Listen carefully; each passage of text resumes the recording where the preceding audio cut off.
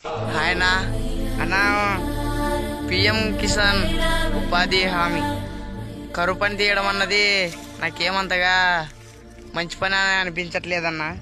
అన్న పొద్దునెళ్ళి మధ్యాహ్నం వరకు చేస్తున్నారు కదన్న, ఆడేం పని ఉండదన్న. కరువు పని సెలక్పార్లు తీసుకొని బోరాలు తీసుకొని ఆడ రెండు సార్లు మన్నేస్తారు.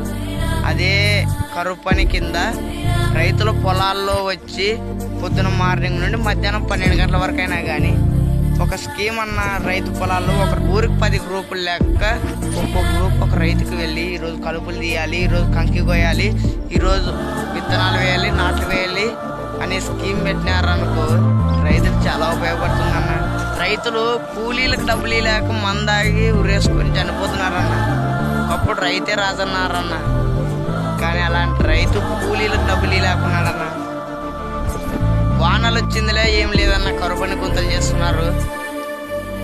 కరువు పని గుంతల వల్ల ఏం లాభం లేదన్న. కనీసం ఆ స్కీమ్ కింద అయినా కానీ పొలాల్లో వచ్చి పని చేసేదన్నా అయితే ఏదో రైతు బాగుపడతాడు. పొద్దున 8 గంటలకు వచ్చి మధ్యాహ్నం 11 గంటలకు ఇంటికి పోయినా కానీ కనీసం సగం పని జరుగుతుందన్న రైతుకి.